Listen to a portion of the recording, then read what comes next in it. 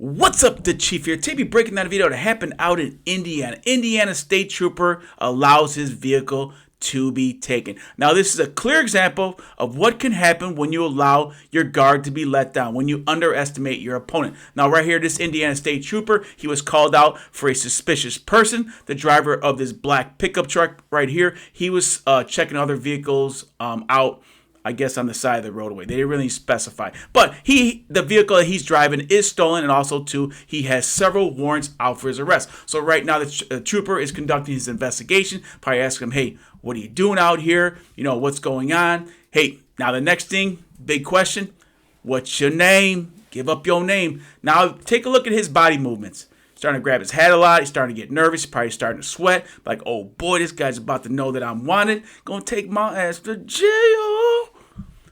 So take a look at him. Now, look at some of the body movements. We don't have any volume with this, unfortunately, but you can see that he's gonna gesture like, hey, I want to get some from my vehicle.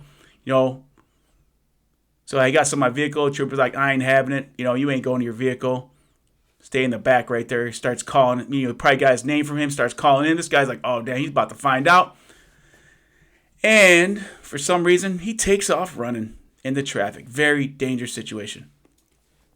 So by the time, this is a camera that's on a pole on the expressway. So by the time they pan out, come back, they're already back. So trooper taser him. He goes down. It works. It's effective. He goes down. Now, the trooper has two options right here. He can, A, wait for backup, stay right there, just stay, keep him down on the ground, wait for backup. When backup comes up, takes him into custody. But trooper decides to go with B, take him into custody. So he's giving him the standard commands. Hey, roll over on your stomach, put your arms out by your side. Now he's going to go in for the rest. He's going to go for that arm on the left. So right there, he drops his taser. Now take a look at how he has that arm. Now, he should have just paused right there. Make sure he had that arm back. He had that wrist lock before he went for the handcuffs. Make sure that you have him secure prior to going for those cuffs. Because right now, if this guy moves and you don't have a good lock on that arm, or also wrist lock on that arm, you don't have him good, he's going to be able to push away and defeat your arrest.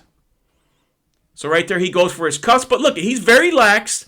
He has his arm back, but it's not he doesn't have it at the wrist. He doesn't have a tight wrist lock, and he goes in. Now watch the guy's arm on the right. This guy's not fighting. So right there, look where his arm is at. Once he pulled that arm under his body, he should have paused. Hey, get your arm out. If you had that wrist lock, put a little tension on there until he got that arm back out, and then go back in for the rest. Or drop the cuffs, tighten that lock up, make sure it's nice and tight, and then. But he allowed him to put that arm under his body, and with that, he was able to push away, grab that leg, sweep him, boom, up on top.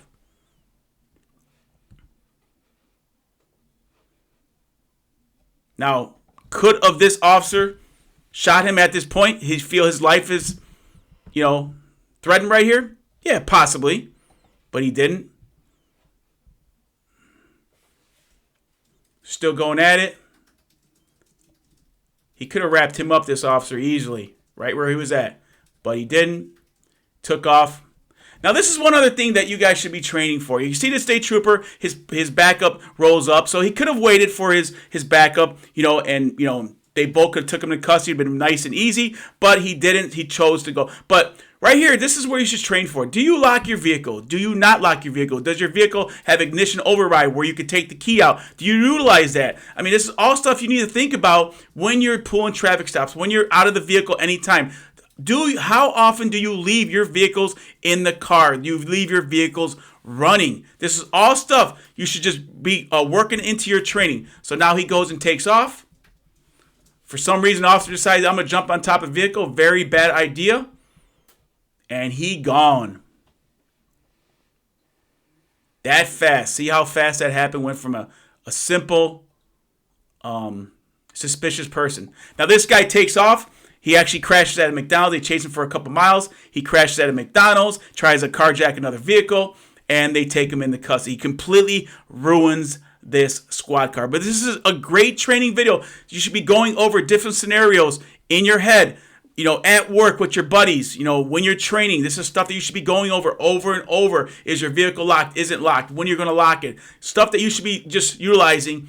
Just do not let your guard down. Do not underestimate anybody that you come in contact with. So don't forget to subscribe. Say goodbye to that vehicle.